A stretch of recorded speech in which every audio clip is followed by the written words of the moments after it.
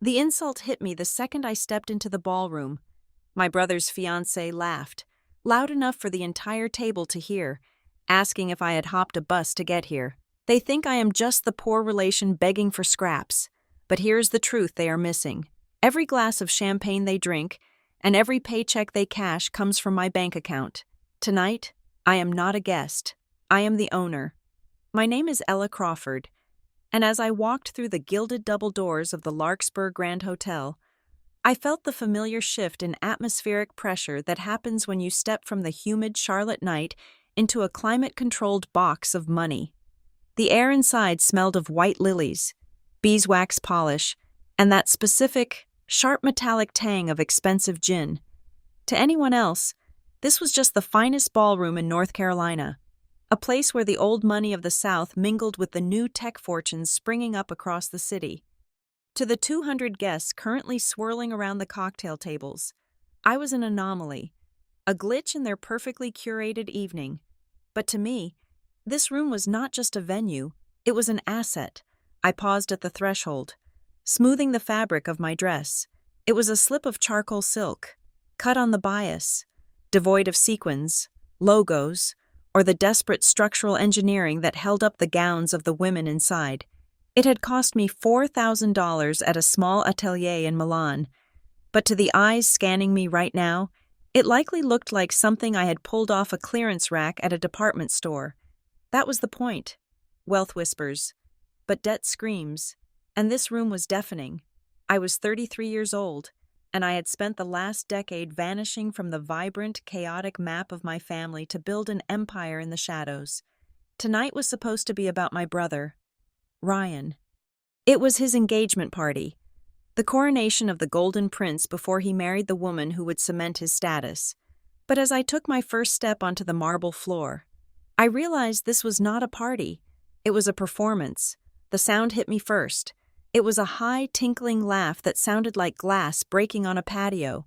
I looked toward the center of the room, near the towering ice sculpture that was slowly weeping into a silver tray. Vivian Harrow stood there, surrounded by a phalanx of bridesmaids in matching pastel hues. She looked radiant in a way that required a team of 3 stylists and a very aggressive lighting setup. Her hand was on Ryan's chest, possessing him, but her eyes were darting around the room, tallying the net worth of every handshake. Then her eyes landed on me. I saw the nudge. She leaned into the ear of the blonde woman standing next to her, a woman I recognized immediately as the VP of marketing for a mid-sized logistics firm my holding company had acquired 6 months ago. Vivian whispered something, her hand coming up to cover her mouth in a gesture of mock discretion that was actually designed to draw attention.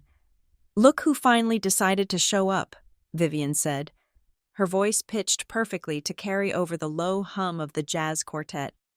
"I am surprised she could afford the bus ticket from West Virginia." The circle of women laughed. It was a cruel, sharp sound. I saw the glances they threw my way quick, slicing looks that assessed my hair, my lack of jewelry, and my solitary entrance. They looked at me like I was a stain on the silk tablecloth of their evening. They thought I was the poor relation. They thought I was here to eat the free hors d'oeuvres and beg for a loan later in the night. I did not flinch. I did not look down. I simply unclasped my clutch, took a breath, and walked forward.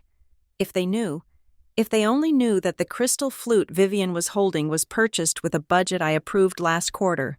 If they knew that the salary of the woman laughing next to her came from a payroll account that I reviewed every second Tuesday of the month. If they knew that this entire hotel, the Larkspur Grand, the jewel of downtown Charlotte, was just line item number 14 in the real estate portfolio of Crown Light Holdings. And Crown Light Holdings was me. I moved through the crowd, feeling like a ghost haunting my own property. I watched a waiter glide past with a tray of oysters. He moved with a precision I appreciated. I made a mental note to check the service logs later. The staff was performing beautifully tonight. Across the room, standing near the entrance to the service corridor, was a man in an impeccable black suit. He stood with his hands clasped behind his back, his posture rigid but his eyes alert. Miles, the general manager of the Larkspur Grand. He was the only person in this zip code who knew my real name, my real face, and the real reason I was standing here. Our eyes met across the sea of tuxedos and designer gowns. Miles gave me a nod. It was barely a millimeter of movement, a microscopic dip of the chin that vanished as quickly as it appeared. But the message was clear. Everything is ready. The security protocols were active. The exits were monitored. The private server in the basement was humming with the data I had requested. Miles knew I wasn't here for the cake. He knew that when I stepped onto a property I owned, I wasn't a guest. I was the audit. I turned my gaze away from him before anyone could catch the exchange and focused on the family table. My mother, Marilyn Crawford, was holding court. She was wearing a red dress that was perhaps a shade too bright for the season, but Marilyn never let taste get in the way of attention. She was gesturing wildly with a champagne glass, her face flushed with the intoxication of social climbing. "Oh, Ryan has always been the ambitious one," I heard her say to a woman wearing enough diamonds to sink a small boat. "Even as a child, you could see it. He has this natural leadership. That is why the firm promoted him so quickly. He is just gold, pure gold." I felt a familiar, dull ache in my chest. It wasn't surprise I had stopped being surprised by Marilyn 20 years ago, but it was the fatigue of hearing the same lie on a loop. Ryan stood next to her, smiling that easy, charming smile that had gotten him out of every speeding ticket and failing grade his entire life. He looked proud. He looked like he believed her. He didn't see the cracks. He didn't know that his promotion was a result of a strategic partnership his company made with a vendor I controlled. He didn't know that the scholarship he got in college was a private donation I funneled through a trust. He stood there, basking in the light, completely unaware that his pedestal was made of sand, and I was the one holding back the tide. I took a glass of sparkling water from a passing tray. I wasn't here to ruin his night.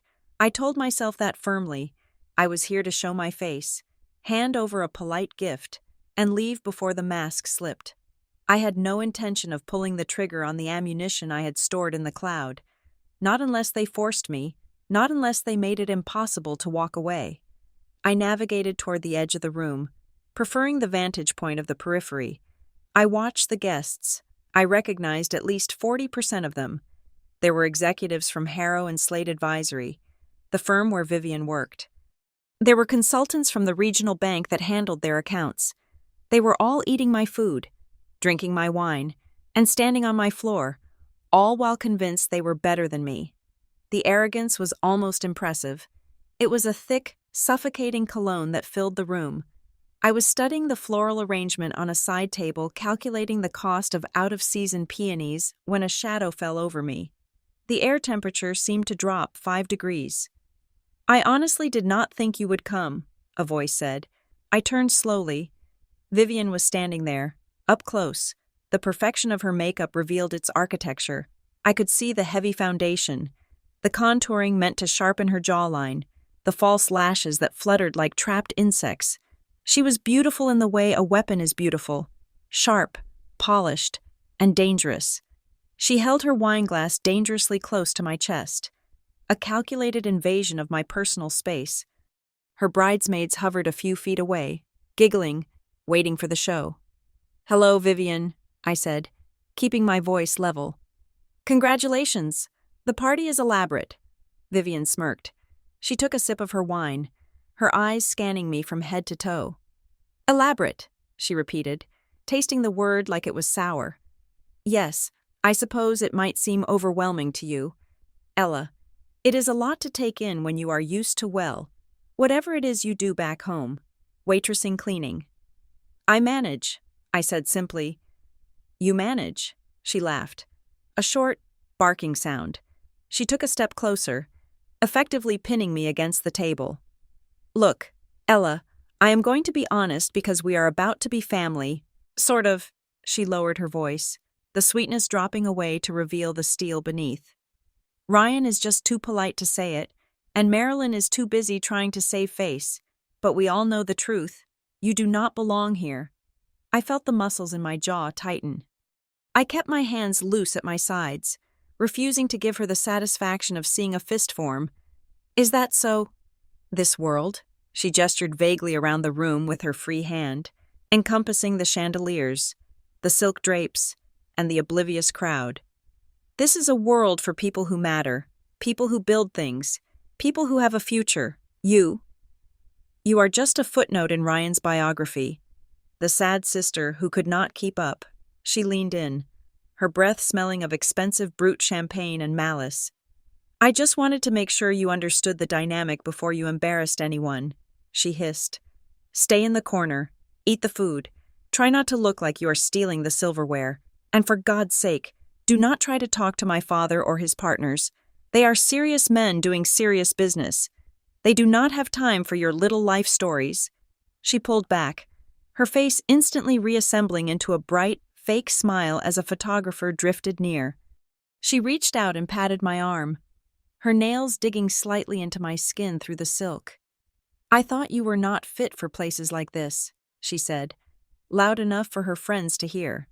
But I suppose everyone deserves a hot meal now and then, right? She winked, turned on her heel, and floated back toward the center of the room, her bridesmaids trailing in her wake like a school of piranhas.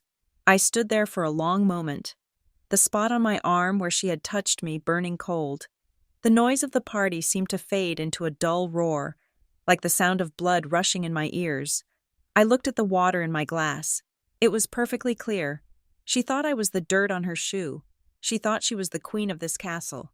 She had no idea that she had just insulted the landlord. I looked across the room again. I found Miles. He was watching me, his face impassive, waiting for a signal. I didn't give it. Not yet. I took a sip of water. It was cool and clean. You want serious business. Vivian, I whispered to the empty air, my voice barely audible over the clink of silverware.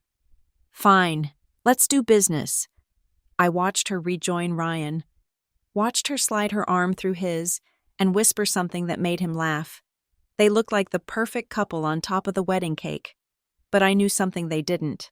I knew the cake was stale, and I knew exactly who owned the bakery.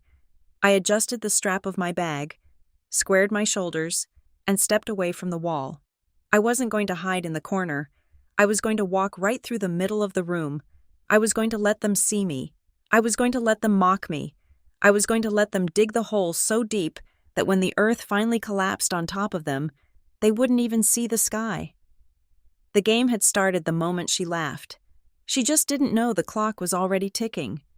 And as I walked toward the bar, ordering a drink that cost $40 without blinking, I decided that tonight, I wasn't just paying the bill, I was going to collect the interest. Standing there in the ballroom, watching the champagne bubbles rise in my glass, my mind drifted away from the polished marble of the Larkspur Grand and traveled 300 miles north and 15 years into the past. It went back to Briar Hollow, West Virginia. Briar Hollow was the kind of town that felt like a sweater that had been shrunk in the wash. It was too tight, too itchy, and it restricted your movement. It was a place where the population was small enough that privacy was just a theoretical concept. If you sneezed in the grocery store on Tuesday morning, by Tuesday afternoon the church choir would be praying for your pneumonia. Growing up in the Crawford house, there was a clearly defined hierarchy, and I learned my place in it before I could even tie my own shoes. My brother, Ryan, was the sun around which our domestic solar system orbited. I was just some stray asteroid that occasionally got in the way of the light. My mother, Marilyn, used to look at us with two very different expressions. When she looked at Ryan, her face softened. She saw potential. She saw the quarterback, the honor roll student, the boy who would one day redeem the family name and lift us out of the mediocrity of the middle class. He was the final print, the glossy masterpiece ready for the frame. When she looked at me, her eyes narrowed slightly, as if she were trying to find a typo. I was the rough draft. I was the practice run she had to get through before she perfected the formula with Ryan. I remember one evening when I was 16, I had just come home after a double shift at the local diner, smelling of grease and burnt coffee, clutching a report card with straight A's that I had fought tooth and nail to earn. Ryan was sitting at the kitchen table, staring dolefully at a C- on his history paper. Marilyn was rubbing his back, cooing soothing words about how the teacher was clearly biased and how Ryan was just too creative for standard testing. I placed my report card on the counter. Marilyn glanced at it, then looked back at Ryan. She told me to be quiet because my brother was trying to concentrate. That was the moment the silence started. I realized then that no matter how loud I screamed or how hard I worked, the frequency of my voice was not one they were tuned to hear. I left Briar Hollow on the morning of my 18th birthday. I did not run away in the dramatic sense. There were no tears, no screaming matches, no slamming doors. I simply packed a single duffel bag, took the $300 I had saved from tips, and bought a one-way bus ticket to the city. I was not running toward a dream. I was running away from the suffocating certainty that if I stayed, I would eventually vanish completely. The first few years in the city were a blur of exhaustion and chemical cleaners. I did not have a degree, and I did not have connections. What I had was a high tolerance for pain and an invisibility cloak that I'd been weaving since childhood. I started as a night shift receptionist at a budget motel near the interstate. Then I picked up shifts in housekeeping at a business hotel downtown. That was where my real education began. People think you learn about business in a classroom, but you learn about power when you are scrubbing a toilet in a suite that costs more per night than you make in a month. You learn that people do not see the staff. We are furniture. We are infrastructure. And because they do not see us, they say things in front of us that they would never say in a boardroom. I learned to read people by the way they tipped. The loud, flashy businessman who bragged to his mistress on the phone usually left $2. The quiet woman in the gray suit who organized her papers on the desk before leaving usually left 20. I learned that kindness is often a mask for manipulation, and that genuine power is almost always quiet. I saved every penny. I ate instant noodles and lived in a basement apartment that smelled permanently of damp earth. But I saved, and while I scrubbed floors, I listened. I listened to the executives discussing mergers in the hallway. I listened to the real estate developers arguing about zoning laws in the lobby. I started going to the public library on my days off. I read books on corporate finance, property law, and asset management. I taught myself to read a balance sheet the way other people read novels. I fell in love with the brutal honesty of numbers. People lie. My mother lied to herself every day about Ryan, but numbers never lie. If the cash flow is negative, no amount of charm will fix it. My big break did not come from luck. It came from a foreclosure. I had been tracking a small, dilapidated boutique hotel on the edge of the gentrifying district. The owners were a squabbling couple who had run it into the ground. I knew the bank was about to seize it. I walked into that bank with a business plan that was 40 pages long and a down payment that represented every hour of sleep I had lost for 5 years. The loan officer laughed at me initially. Then he read the plan. He stopped laughing. That was the seed of Crown Light Holdings. It took me 10 years to build it into what it is today. I moved from that single hotel to a chain of mid-range properties, then to luxury resorts like the Larkspur. I diversified into supply chain logistics, commercial laundry services, and corporate consulting. I built a private equity firm that specialized in acquiring distressed assets, polishing them until they shined, and turning them into profit engines. I did all of this from behind a wall of shell companies and legal trusts. My name, Ella Crawford, rarely appeared on public documents. I preferred the title of silent partner. It gave me the freedom to walk through my own lobbies without being accosted, to check the dust on the picture frames without the staff panicking. But as my bank account grew, a strange guilt began to gnaw at me. It was the guilt of the survivor. I had escaped the sinking ship of my childhood, but my family was still treading water. So, I started sending money home. I did not write them checks. I knew Marilyn's pride would never allow her to accept help from the daughter she had dismissed, and Ryan's ego would shatter if he knew his little sister was bankrolling his life.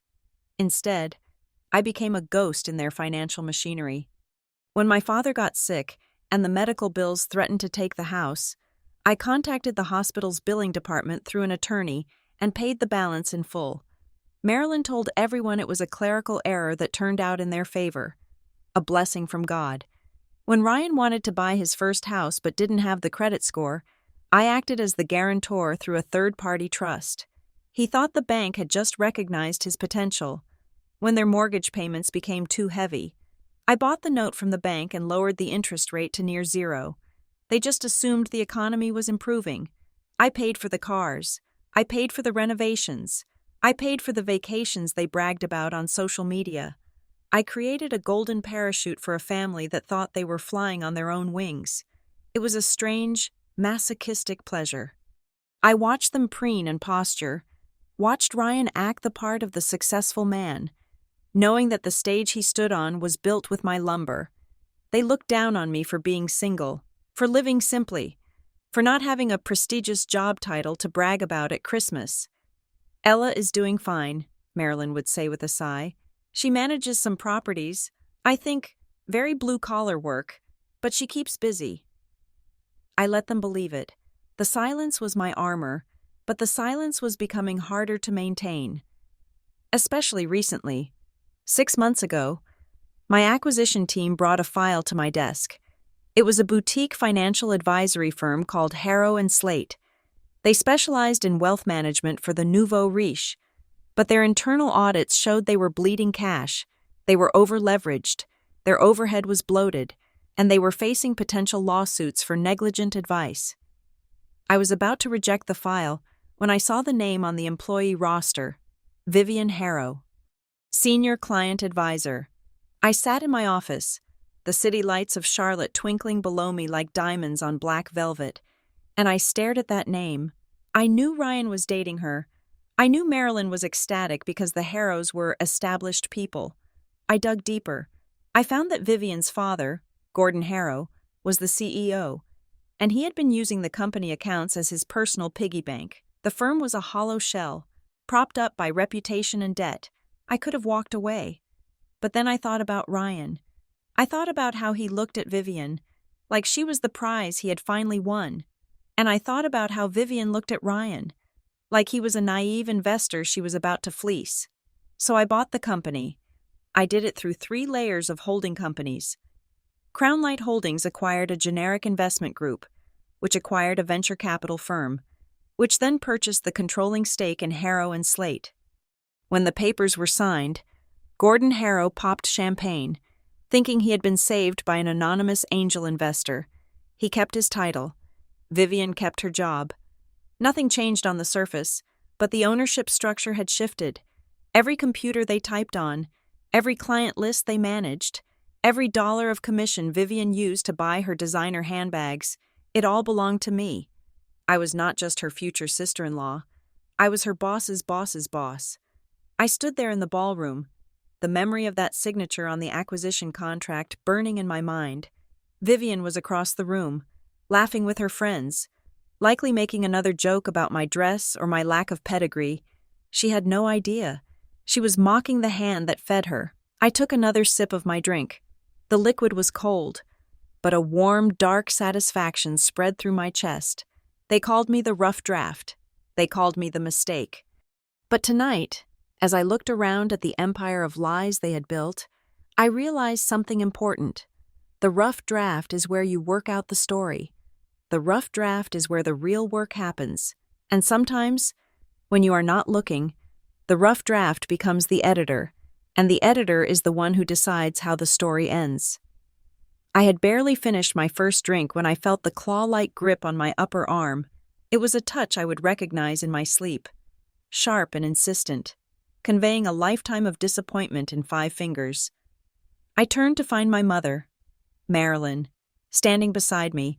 She was smiling for the benefit of the room, her teeth bared in a rictus of social grace, but her eyes were drilling into me with laser-like intensity. She steered me forcibly toward a decorative pillar, away from the flow of waiters and wealthy guests, into a shadow where she could drop the act. "Stand up straight, Ella," she hissed, her voice low and vibrating with tension. "You are slouching like a wilting flower. It is embarrassing." I straightened my spine instinctively, a reflex trained into me since I was 3 years old. "Hello, Mother. You look nice?" She ignored the compliment. Marilyn did not trade in niceties with me. She traded in critiques. She raked her eyes over my charcoal silk dress, her nose wrinkling slightly as if she smelled damp wool. "Is this really the best you could do?" she asked, plucking at the sleeve of my dress. "It looks severe, like you are going to a funeral, not your brother's engagement. I specifically told you to wear something festive, something that says you are happy for him." "I am happy for him," I lied smoothly. "And this is Italian silk." "It looks like a sack," she snapped. "Just try to stay in the background." "All right, the photographer is doing rounds, and I do not want you ruining the aesthetic of the candid shots. We are trying to project a certain image tonight. Success, unity, elegance. Do not make Ryan lose face with the Harrows by looking like his poor country cousin." "I am his sister," I said, my voice flat. "Not his cousin." "Then act like it," she countered. "Stop haunting the corners, but do not draw attention to yourself either. Just exist less loudly." She patted my cheek, a gesture that looked affectionate from a distance but felt like a slap up close, and fluttered away as she spotted a local councilman entering the room. I watched her go, feeling the familiar hollow ache in my stomach. It wasn't anger anymore, it was just exhaustion. I was 33 years old. I controlled a portfolio worth hundreds of millions of dollars, yet in her presence, I was still the disappointment who couldn't get the hairspray right. Before I could recover, Ryan appeared. He looked every inch the golden boy tonight. His tuxedo was tailored to perfection, likely paid for by the bonus I had instructed his company to give him last Christmas. He held a scotch in one hand, and his face was flushed with the easy confidence of a man who has never really had to fight for anything. "Elle," he said, breezing past me. He didn't stop. He didn't hug me. He just paused for a fraction of a second, rocking on his heels. "Glad you made it. Mom was worried you would flake." "I wouldn't miss it." "Ryan," I said. "Congratulations." Thanks. It is a big night. Huge." He scanned the room over my shoulder, looking for someone more important to talk to. "Hey, did you see Vivian? She looks incredible, right?" "She certainly stands out," I said carefully. "Yeah, she is perfect." He grinned, a boyish expression that made me remember the days when we were actually friends, before the weight of expectation drove a wedge between us. Then he said the words that stopped my heart cold. "I am just glad Mom finally let go of the necklace. It looks amazing on Viv. Totally completes the look." My blood froze. The ambient noise of the party, the jazz, the laughter, the clinking glass dropped away into a silent vacuum. "The necklace?" I asked, my voice sounding strange and distant to my own ears. "Yeah, Grandma's sapphire," Ryan said casually, taking a sip of his scotch. "You know, the teardrop one. Mom gave it to Vivian this morning as the official welcome to the family gift. It is a nice touch, right? Keeping the legacy alive." He patted my shoulder absent-mindedly. "Anyway, I see Gordon waving. Catch you later, Elle." He walked away. He left me standing there with a hole in my chest the size of a fist. I closed my eyes for a second, fighting the sudden sting of tears. I was not a crier. I had not cried since I was 18, but this was different. That sapphire necklace was not just jewelry. It was the only thing my grandmother had ever truly owned. She was a hard woman, a survivor of the Depression, a woman who had buried a husband and raised 3 children on grit and soup bones. When I was 10, sitting on her porch while my mother criticized my report card inside, Grandma had shown me that necklace. It was dark blue, deep as the ocean, set in old, heavy silver.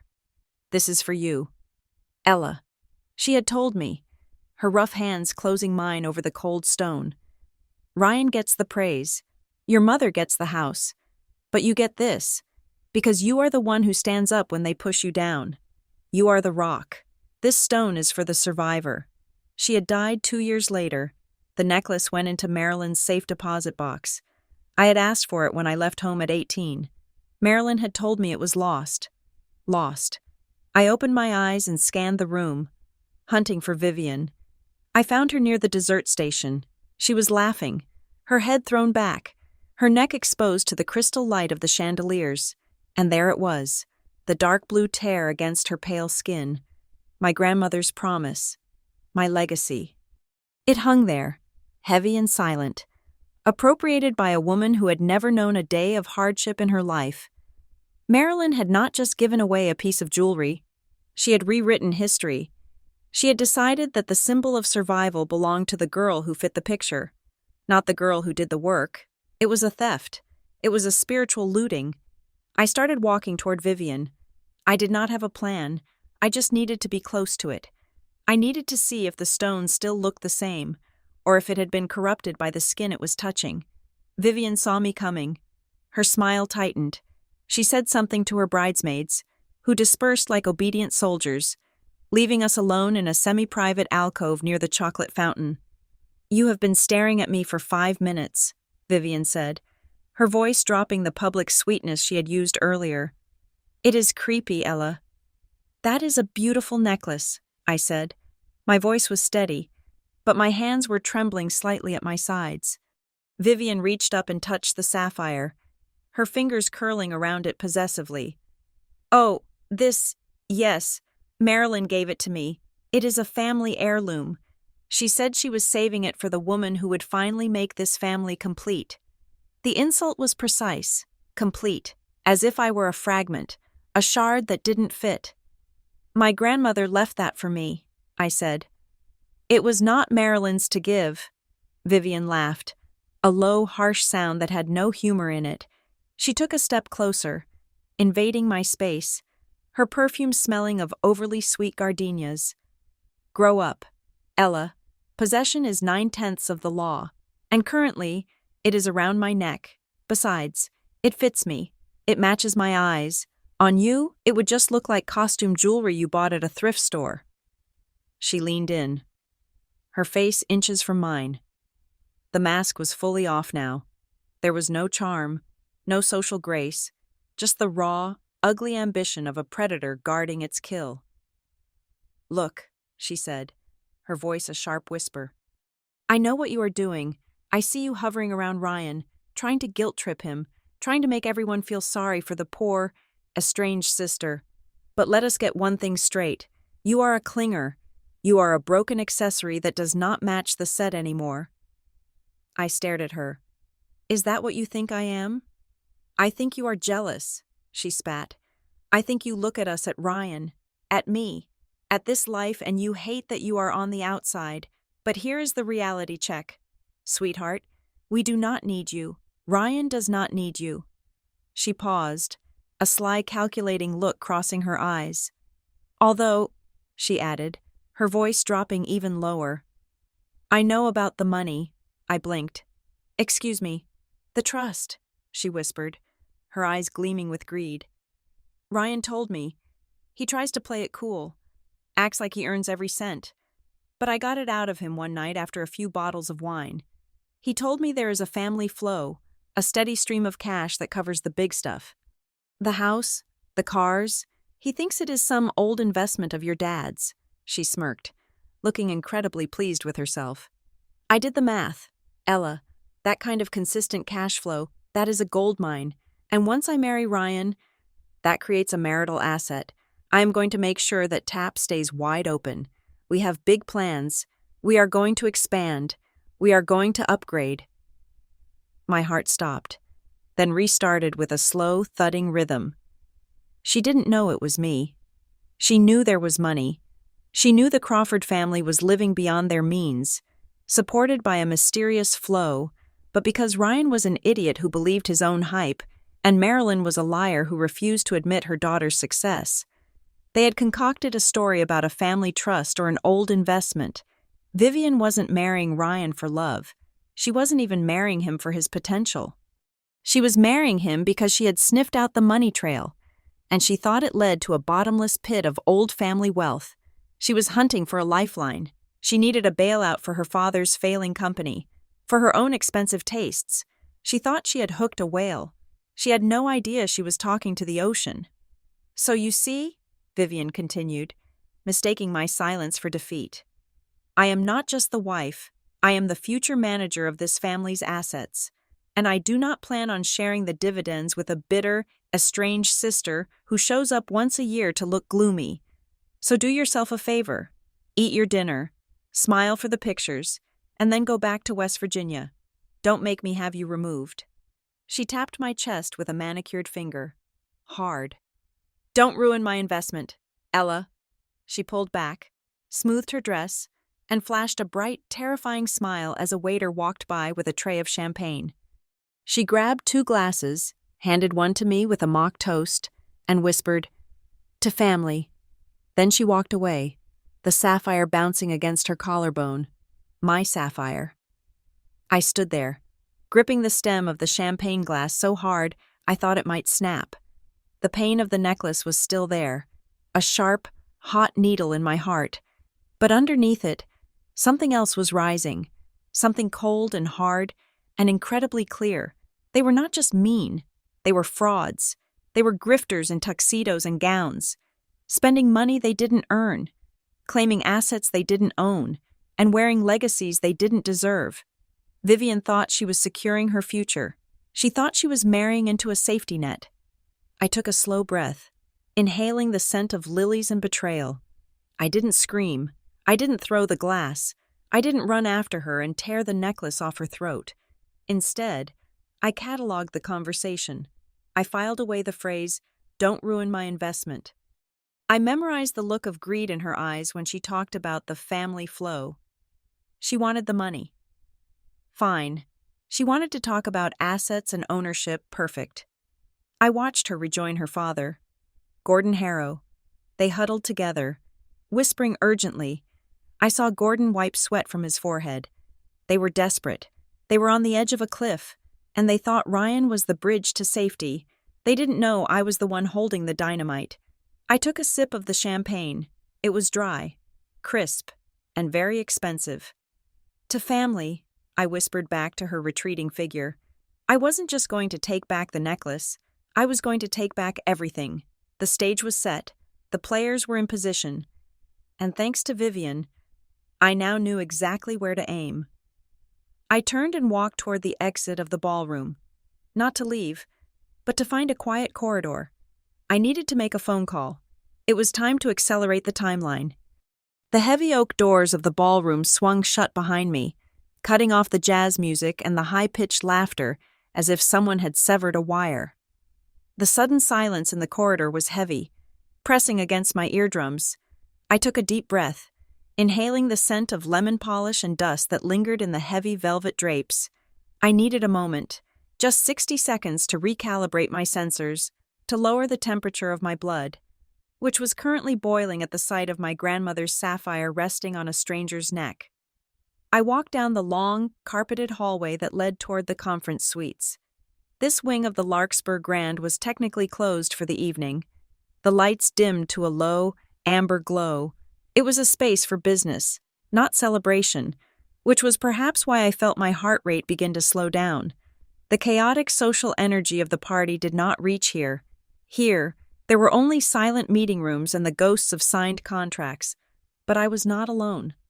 As I rounded the corner near the executive boardroom, a voice sliced through the quiet. It was a harsh, raspy whisper, vibrating with an intensity that made me stop dead in my tracks. I stepped instinctively into the shadow of a large potted fern, my body reverting to the habits of my youth. Invisibility was a muscle I had never stopped exercising. I do not care what the spreadsheet says, Marcus, just fix it. I recognized the voice immediately.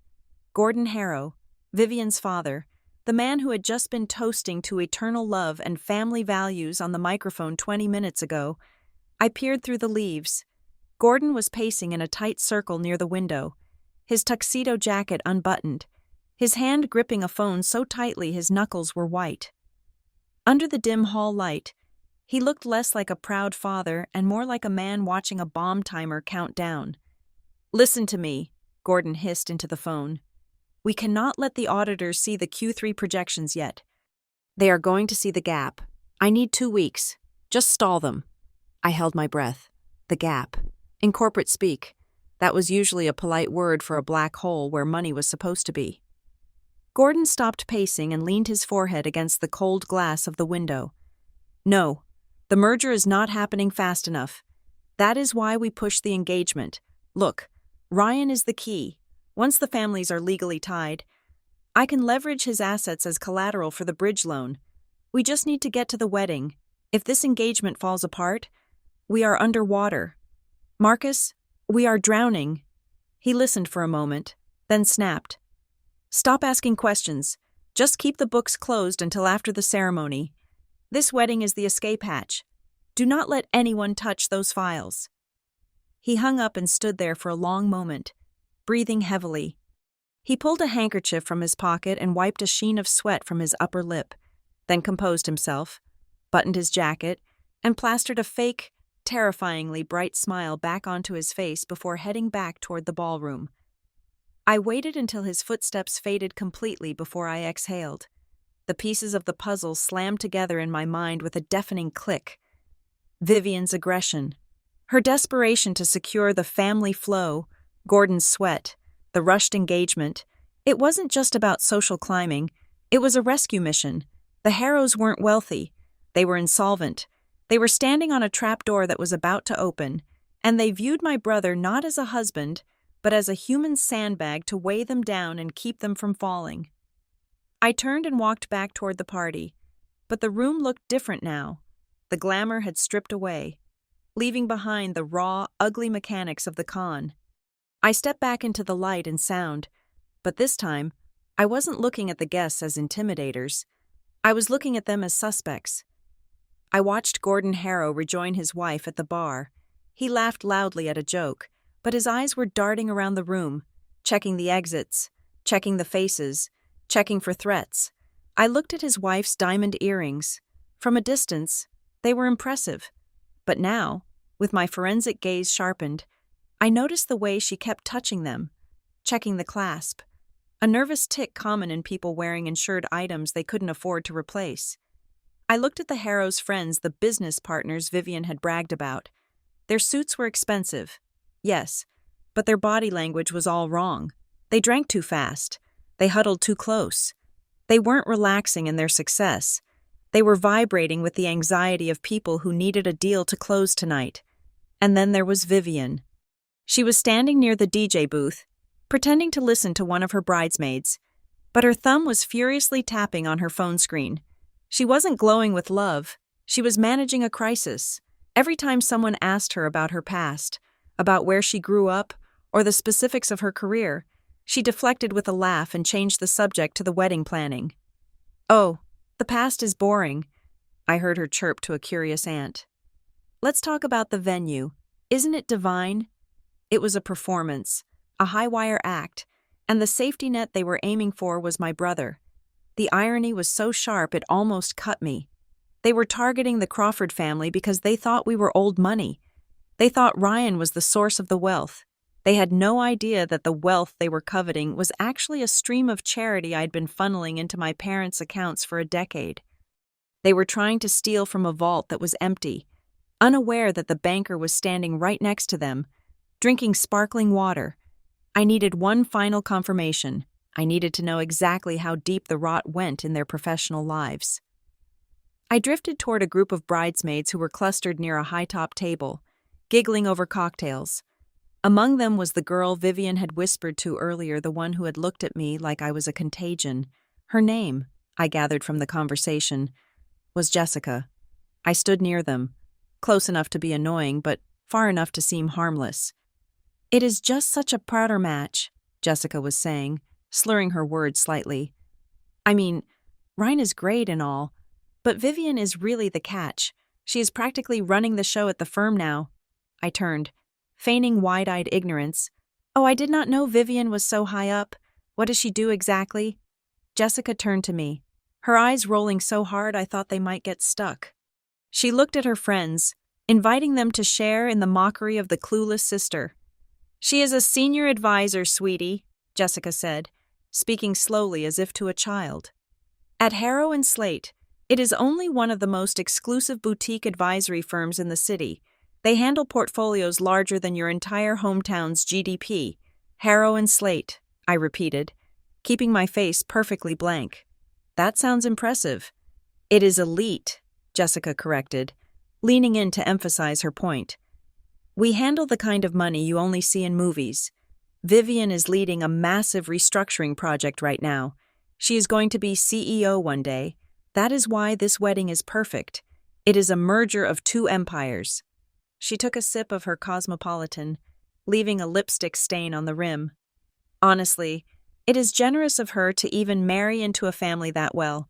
Let's just say, lacks her professional pedigree. The glass in my hand didn't break, but only because my grip had turned to stone. Harrow and Slate.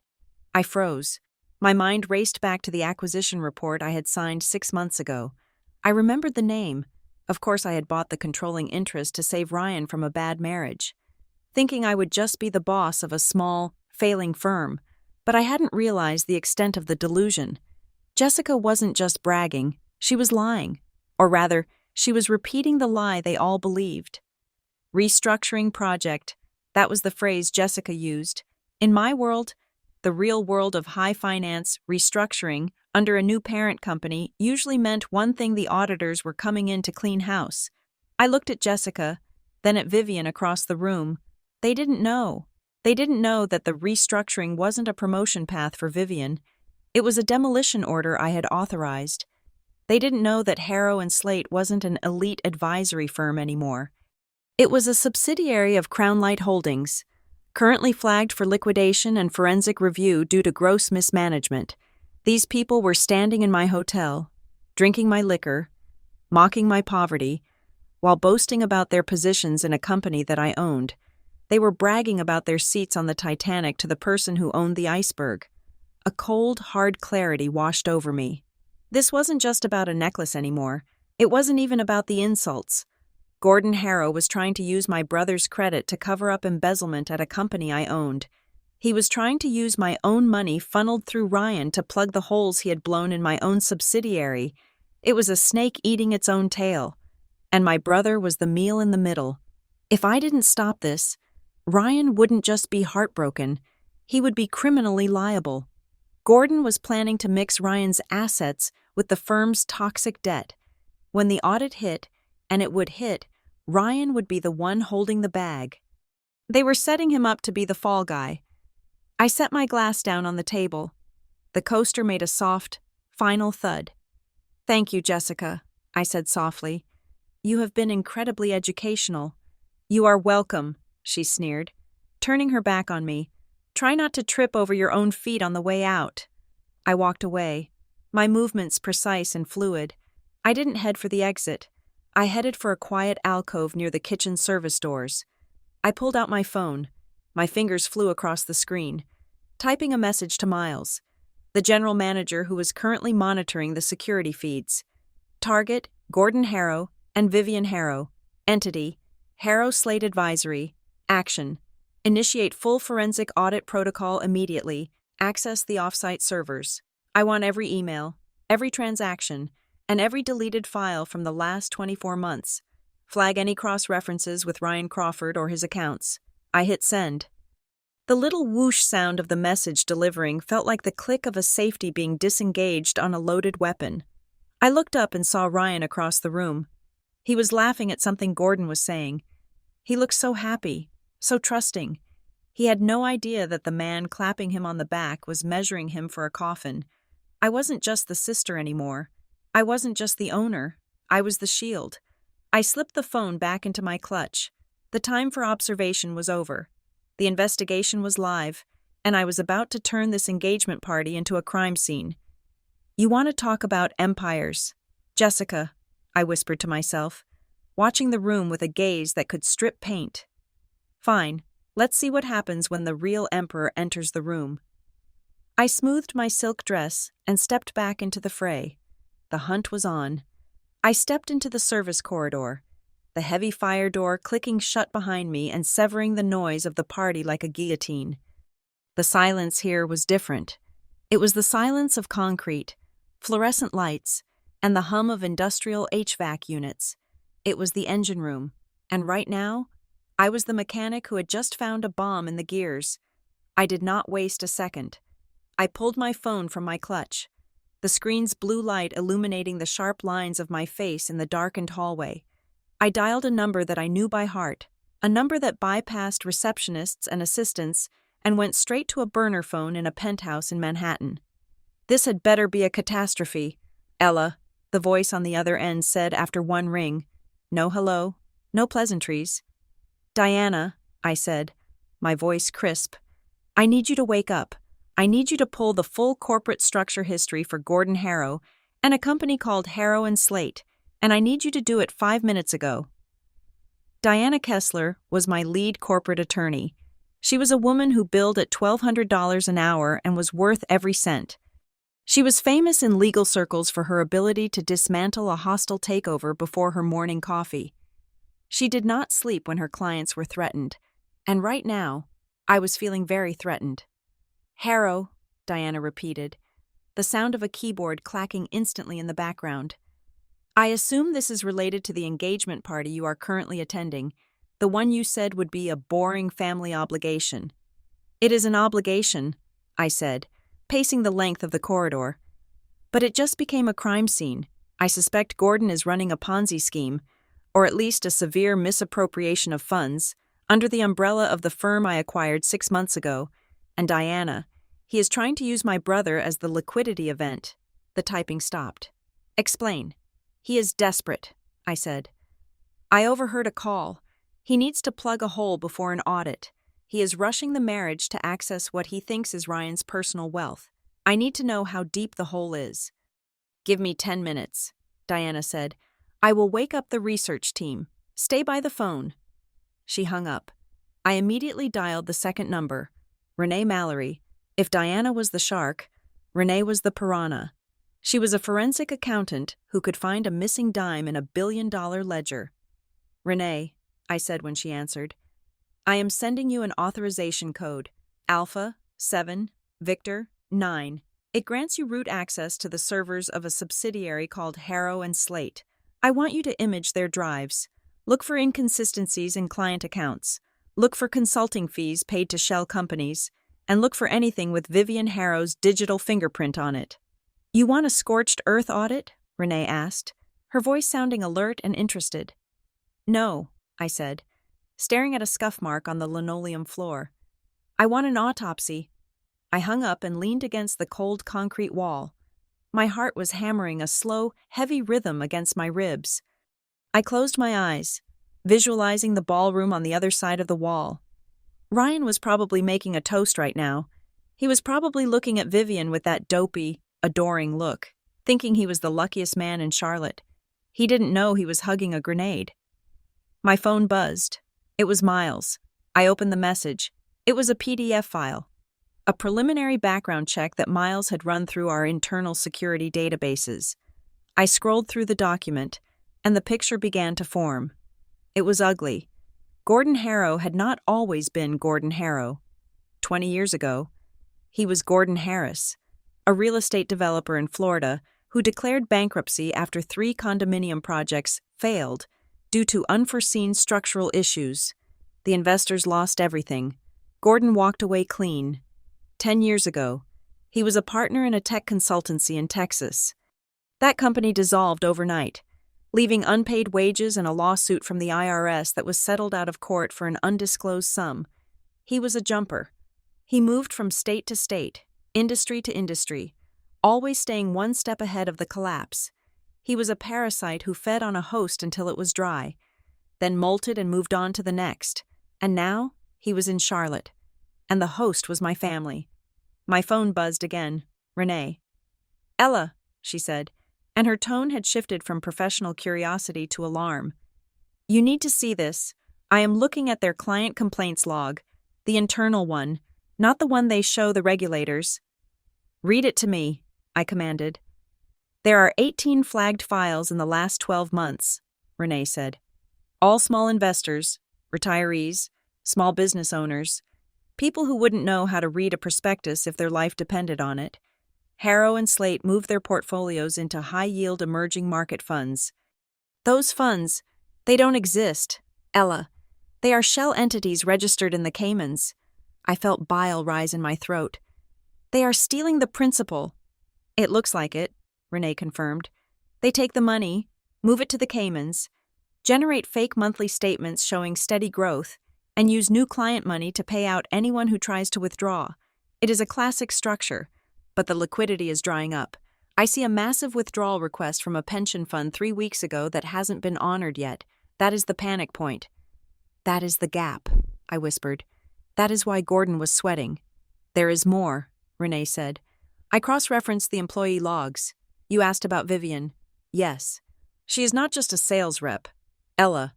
She has admin privileges on the ledger software. And I found a series of deletion requests executed from her terminal. I gripped the phone tighter. What did she delete?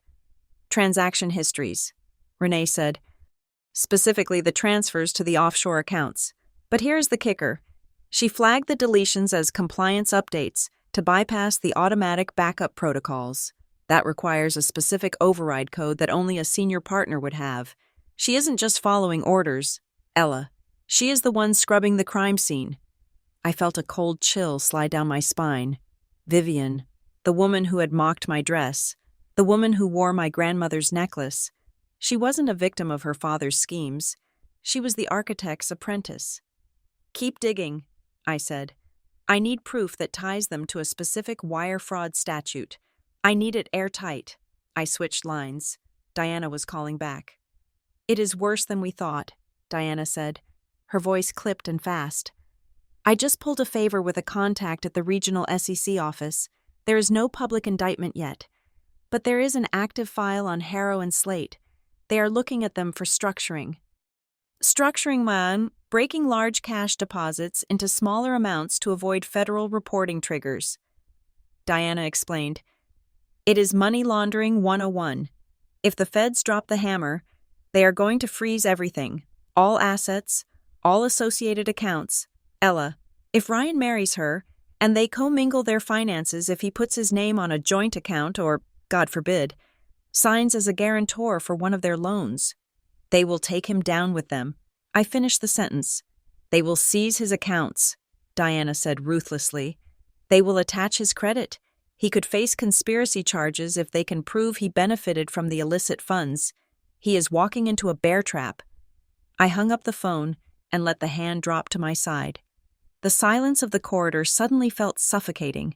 I leaned my head back against the wall and stared at the flickering fluorescent light above me. It was so clear now. The love, the perfect match.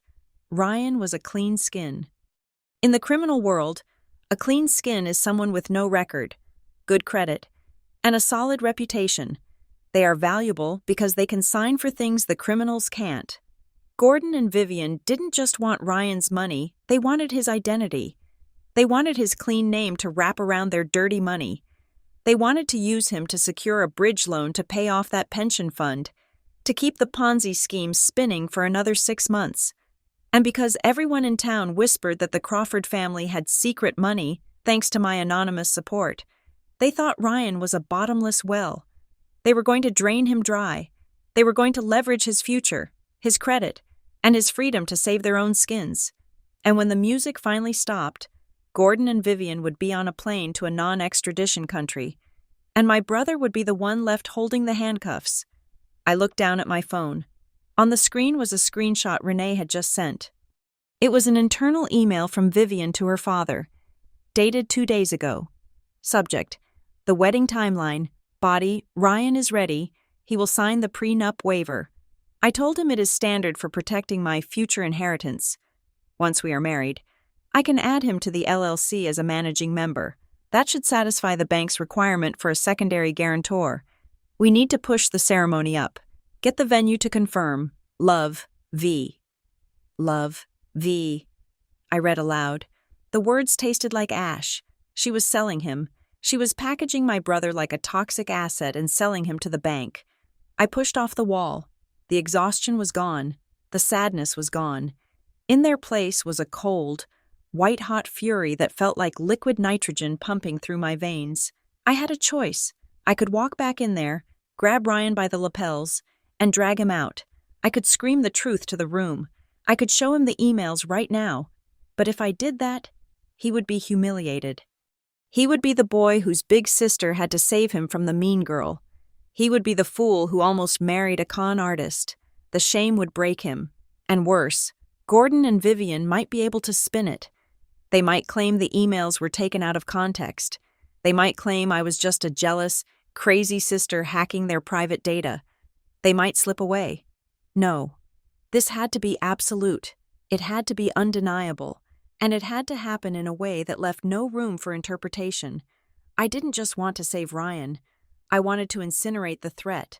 I wanted to make sure that Gordon and Vivian Harrow could never do this to another family again. I looked at the time on my phone. 8:45. The speeches were scheduled for 9 o'clock. 15 minutes. I had 15 minutes to construct a guillotine. I typed a new message to Miles. I'm coming to the AV control room. I need direct access to the main projector. And I need you to stand by with security at the north and south exits. No one leaves until I say so. Then I texted Diana. Prepare a civil suit for fraud, conversion, and breach of fiduciary duty. Name Crown Light Holdings as the plaintiff. I want it ready to file first thing tomorrow morning. And finally, I texted Renee. Send me the file, the visual one, the flowchart showing the money moving from the client accounts to the offshore shells. And include the email from Vivian. Make it big. Make it readable from 50 feet away. I slipped the phone back into my bag. I smoothed the silk of my dress. I checked my reflection in the darkened window of the corridor. The woman staring back at me didn't look like a poor relation anymore. She looked like a judge. I walked back toward the ballroom doors. The sound of the party swelled again, a crescendo of lies and laughter. They wanted a show. They wanted to display their wealth and their power. Fine, I would give them a show. But the ending was going to be very different from the one they had rehearsed. I pushed the doors open and stepped back into the lion's den. But this time, I wasn't carrying a whip. I was locking the cage. The air in the audiovisual control booth was 10 degrees cooler than the ballroom, smelling of ozone, stale coffee, and the hum of expensive electronics. I stood behind the tinted glass that overlooked the party, looking down at the 200 guests like a deity observing an ant farm. From up here, the noise of the celebration was muffled, reduced to a low, rhythmic thrumming against the soundproof glass. Miles was already at the console. He did not look up when I entered. His fingers were flying across a backlit keyboard. He was the kind of general manager who knew how to plunge a toilet and how to reprogram a digital server. And tonight, I needed the latter. Status, I said, my voice low. Primary projector is isolated, Miles replied, his tone clipped and professional. I have locked out the localized controls in the ballroom. The remote for the DJ booth is disabled. The podium input is dead. The only live feed is this console. Redundancy, I asked. I have bypassed the main circuit breaker for this room, he said, finally glancing up at me. If they try to kill the power from the wall switch downstairs, the battery backups will kick in instantly. We have 90 minutes of uninterrupted power. Unless they physically cut the cables with an axe, you have the floor. Good. I stepped up to the secondary monitor. This was the stage where I would direct the play. I inserted the encrypted drive Renee had prepared. The files populated the screen in a neat, terrifying row. I had spent the last 10 minutes curating the presentation. I knew the audience down there. They were drunk on expensive champagne and self-importance. They would not read a 40-page forensic audit report. If I put up spreadsheets with tiny numbers, their eyes would glaze over, and Gordon would have time to spin a lie about clerical errors or complex tax strategies. I needed to make it visceral. I needed to make it undeniable. I opened the presentation software. Slide 1 a timeline, simple, brutal, a red line showing the intake of client funds, a blue line showing the transfers to the Cayman Islands. The lines crossed perfectly. Slide 2. The assets. Photos of the non-existent development projects in Florida that Harrow and Slate claimed to be funding. Beside them, photos of the actual empty swampland, time-stamped from a satellite view. Slide 3. The theft. A scanned copy of a check from a pension fund for $80,000. Next to it, a credit card statement for Vivian Harrow, showing an $80,000 charge for a wedding consultation and a couture deposit on the exact same day. It was not accounting. It was a picture book of greed. Keep the transition speed manual, I instructed Miles. I want to control the pace. I want to see their faces when the realization hits. I pulled out my phone. Diana had sent a confirmation text. Agent Monroe is in position. He is parked at the loading dock entrance in an unmarked sedan. He has 2 uniformed officers with him, but they are holding back. He agrees to the timeline. He wants the evidence public before he executes the warrant. It makes the probable cause irrefutable. I typed back. Hold him for 10 minutes. I do not want sirens. I want silence. I turned to the head of security, a man named Henderson who was standing by the door of the booth. He was a former Marine, built like a refrigerator and just as cold. Henderson, I said, this is going to be a white glove extraction. When the time comes, I do not want a scene. I do not want shouting. I do not want guests being shoved. Understood. Ms. Crawford. Henderson nodded. If Gordon tries to run, you block the exit. If Vivian screams, you let her scream. But nobody touches a guest unless there is a physical threat. We are the Larkspur Grand. We maintain standards, even when we are arresting the guests of honor. What about the brother? Henderson asked. Ryan Crawford. I paused, looking down through the glass. Ryan was standing near the stage, looking pale. He was tugging at his collar. Protect him, I said softly. If the crowd turns, or if the Harrows try to use him as a shield, you get him out, safely. Henderson nodded and spoke into his earpiece, relaying the orders to the 6 men stationed discreetly around the ballroom perimeter. I turned back to the window. The party was reaching its crescendo. The waiters were pouring the final round of toast champagne. The lighting had dimmed slightly, focusing the attention on the stage where a microphone stand waited. Suddenly, I saw movement near the DJ booth. Vivian. She was not on the dance floor. She was standing by the sound technician, arguing. I saw her gesturing aggressively at the laptop, then pointing at her phone. She looked agitated, her head snapped up, scanning the room, scanning the ceiling. She knew. The instincts of a con artist are sharp. She must have tried to send a file or check a log and found herself locked out. Or maybe she just felt the shift in the air, the way the static electricity builds before a lightning strike. I watched her pull out her phone again. She was dialing someone, on my console. A notification popped up.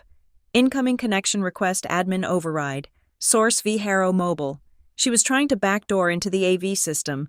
She wanted to take control of the screens, probably to put up a montage of happy couple photos to drown out whatever she feared was coming. She is trying to brute force the Bluetooth link, Miles noted, his fingers hovering over the kill switch.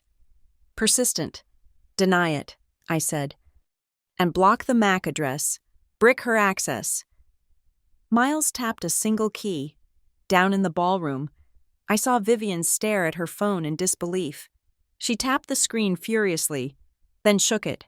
She looked around, panic starting to fracture her composed mask. She grabbed the DJ's arm, shouting something over the music. The DJ, who had already received a direct message from Miles on his own screen telling him to ignore all requests from the wedding party, simply shrugged and pointed at his headphones. Pretending he couldn't hear her, Vivian spun around, her eyes wild. She looked trapped. Then, my phone buzzed in my hand. I looked down. It was Ryan. Ryan L. I feel sick. Something is wrong. Gordon is acting strange. Vivian is acting strange. Even the staff are looking at us differently. Where are you? I stared at the screen. My thumb hovered over the keypad. This was the variable I could not control. Ryan was not stupid. He was just blinded. But the blindfold was slipping. If I told him nothing, he might panic and cause a scene before I was ready. If I told him everything, he would confront Vivian immediately, and she would spin a lie to talk him down. She would say I was jealous. She would say I was sabotaging them. She would use his love against him one last time. I needed him to stay on the X. I needed him to be the witness, not the participant. I typed 3 sentences. I deleted 2. Ella. After the speech, trust me. I hit send. It was a gamble. A massive, terrifying gamble. I was asking him to trust the sister he had marginalized for 15 years over the fiancée he adored. I watched him receive the text. He looked at his phone. He stopped moving. He looked up, his eyes scanning the balcony, scanning the shadows. He didn't see me behind the tinted glass, but he looked right at where I was standing. He didn't run to Vivian. He didn't show her the phone. He slid the phone into his pocket and took a half step away from the Harrow family. I let out a breath I didn't know I was holding. "Okay, Ryan, okay." "They are moving to the stage," Miles said. I looked down. Gordon Harrow was adjusting his tuxedo jacket. He took a swig of his drink, set the glass down on a waiter's tray with a little too much force, and began to walk toward the microphone. He was smiling, but from this angle, I could see the tension in his neck muscles. He looked like a man walking to a firing squad, hoping he could talk his way out of the bullets. Vivian saw him moving and rushed to catch up. She grabbed his arm, whispering something urgent. Gordon shook her off. His expression snapped and angry for a split second before he smoothed it back into the benevolent patriarch mask. He was committed.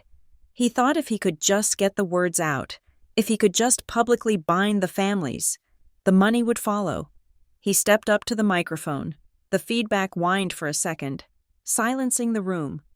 "Testing," Gordon said, his voice booming through the speakers. "If everyone could gather round, we have a special moment to share." The guests shuffled forward, a sea of diamonds and black ties. They looked up at him with adoration. They saw a success story. I saw a target. "Are we ready?" Miles asked. His cursor was hovering over the execute button for the projector feed. "Wait," I said. "Let him start. I want him to say the words. I want him to claim the integrity of this family right before I show them the price tag."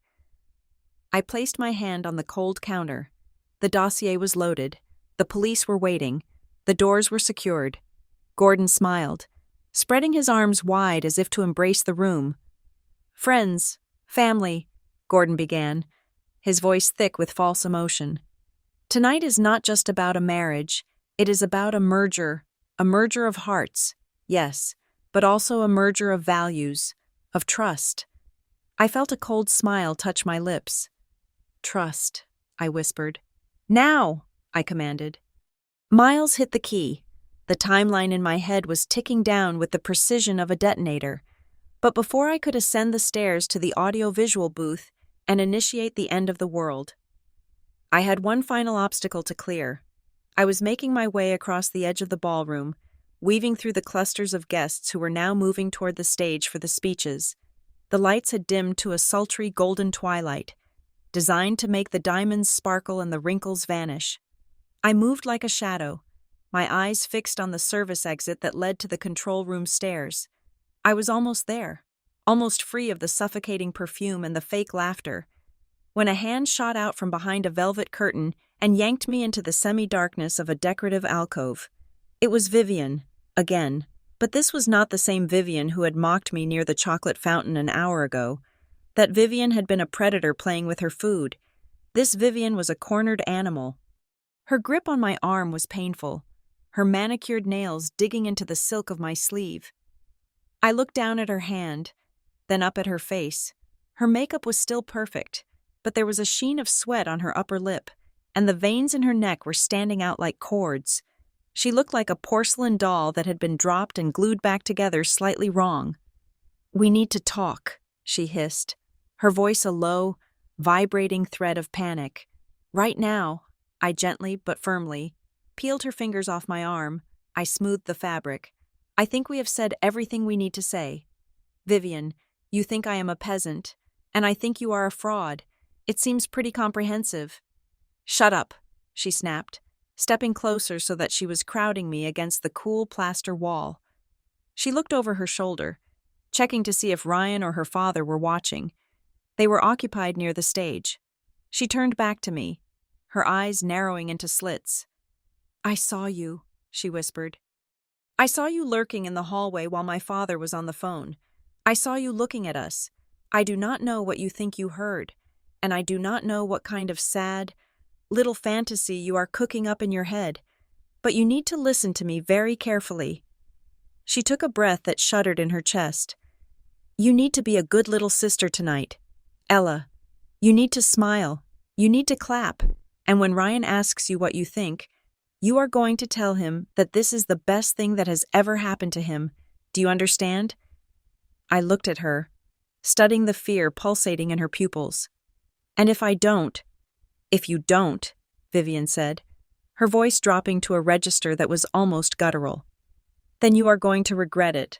You think you can mess with us? You have no idea who you are dealing with. My family, we have connections, real connections, not this small-town social club nonsense. She laughed, a brittle, terrifying sound. I work for Harrow and Slate. Ella, do you know what that means? It means I have access to people who can turn your life upside down. I can ruin your credit. I can have you audited. I can make sure you never get a loan, a job, or an apartment ever again. I am high up in the food chain. You are just krill. I felt a small, cold smile tug at the corner of my mouth.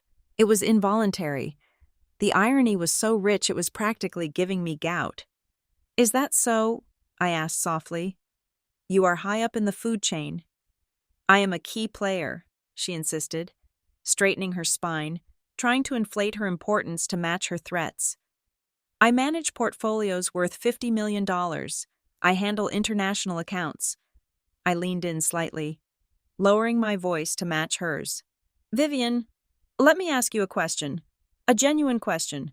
Are you sure you know who you are working for? She blinked, taken aback by my tone. What is that supposed to mean? I said, do you actually know who signs your paycheck? Do you know who owns the building you sit in? Do you know who holds the debt on your father's company? Vivian scoffed, rolling her eyes. My father owns the company. You idiot. It is Harrow and Slate. His name is on the door. Names on doors are just paint, I said. Ownership is paper. And sometimes, Vivian, the people sitting in the chair don't realize the legs have been sawed off until they hit the floor. For a second, I saw a flicker of doubt in her eyes. Just a flash, but she shoved it down, replaced it with anger. You are delusional, she spat. You are just trying to scare me because you are jealous. You are jealous that I have the career, the looks, and the man. She took a step closer, and then she did the one thing that guaranteed her destruction. She reached up and touched the necklace. My grandmother's sapphire.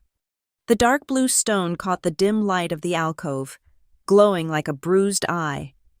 Vivian ran her thumb over the facet of the gem, a gesture of ownership that made my stomach turn. You want this back, don't you? She taunted, seeing my gaze drop to the jewelry. Ryan told me about the little sob story, how Grandma promised it to the strong one. Well, guess what? Ella, it is mine now. Marilyn gave it to me. Ryan put it on me. Legally, it is a gift. Morally, it belongs to the woman who is actually building a future for this family. She tapped the stone with her fingernail. Click, click. The sound was like a hammer on a coffin nail. You can cry about it all you want, she said. But in the real world, possession is everything. Marilyn chose me. Ryan chose me. The necklace chose me. You are just a ghost haunting a house that has already been sold. I looked at the sapphire. I remembered the weight of it in my grandmother's rough palm. I remembered her voice telling me that value wasn't about money. It was about character. Vivian thought she was holding a trophy. She didn't realize she was wearing a piece of evidence. You are right about one thing, Vivian, I said, my voice eerily calm. Possession is powerful, but there is an old saying in business, what is borrowed by words can fall by the truth. What does that even mean? She sneered. It means, I said, that you should enjoy the weight of that stone while you can, because gravity is about to get very heavy. Vivian laughed again. But this time, the sound cracked. She looked around the room frantically, her bravado slipping. She grabbed my arm again, harder this time, her nails breaking skin. Listen to me, she hissed, and suddenly the arrogance was gone, replaced by raw, naked terror. You don't understand. This isn't just about the wedding. If tonight doesn't go smoothly, if we don't get the signature my father us. She swallowed hard, her eyes wide and watery. We will disappear. Ella, do you hear me? There are people, investors from the chaotic markets. If the merger fails, if the audit happens, the whole family goes away. Not to prison, just away. I froze. There it was, the confirmation. She wasn't just talking about financial ruin. She was talking about organized crime. The high-yield emerging market funds Renee had found weren't just fake. They were likely laundering operations for people who solved problems with concrete, not courts. Gordon Harrow hadn't just stolen money. He had borrowed from sharks, and now he was trying to feed my brother to them. So that is the plan, I said, my voice devoid of sympathy. You are scared. You are in debt to dangerous people. So you decided to sell my brother to them to buy yourself a ticket out. We are saving him too, she pleaded, her logic twisted by desperation. Once we are married, we can use the credit to pay them off. We can fix it. But if you ruin this, if you say anything, you are killing us all, including Ryan. No, I said. You are the one holding the knife, Vivian. I am just the one turning on the lights. You don't know anything, she practically shrieked, though she kept her voice to a whisper. You don't know the complexity. We are in the middle of Project Obsidian. Only the top partners know about it. It is a level 4 clearance maneuver to structure the debt. If that gets interrupted... I stopped. My heart hammered against my ribs, but my face remained stone. Project Obsidian. Vivian had just played a card she didn't know was blank. Project Obsidian, I repeated slowly. Yes, she said, thinking she had impressed me with jargon. It is a highly classified restructuring protocol. You wouldn't even understand the math. I stared at her. I didn't laugh, though the urge was overwhelming. Project Obsidian wasn't a restructuring protocol. It wasn't a debt strategy. Project Obsidian was the internal code name I had personally typed into the system 6 months ago when I authorized the covert acquisition of Harrow and Slate. It was the code name for the investigation. It stood for Obsidian Glass, a tool used to cut through layers. It wasn't a project to save the company. It was the protocol for cataloging its sins before liquidation. Vivian had seen the file name on her father's computer, or in a restricted folder, and assumed it was their salvation. She didn't know it was their death warrant. She was bragging about the very weapon I had built to destroy them. You are right, Vivian, I said, taking a step back. I probably wouldn't understand the math. I looked at her one last time. I saw the fear, the greed, the arrogance, and the profound ignorance. She was standing on a trapdoor, holding the rope that would pull the lever, screaming at me to get out of the way. You should go to the stage, I said. Your father is waiting. Ryan is waiting. Don't let me keep you from your destiny. Vivian looked at me, confused by my sudden retreat. She had expected a fight, or a capitulation. She didn't know what to do with dismissal. You are staying here, she asked, smoothing her dress nervously. I am going to find a better view, I said. Good, she sniffed, regaining a shred of her composure. Stay out of the way, and Ella. She touched the necklace one last time. Don't forget your place. She turned and hurried toward the stage, her heels clicking on the marble, rushing to stand beside the man she was betraying, wearing the heirloom she had stolen, to support the father who had doomed her.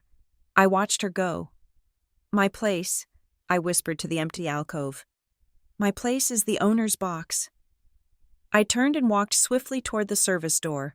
I pushed it open and began to climb the stairs to the AV booth. Every step was a beat and a countdown. 1. She thinks she is safe. 2.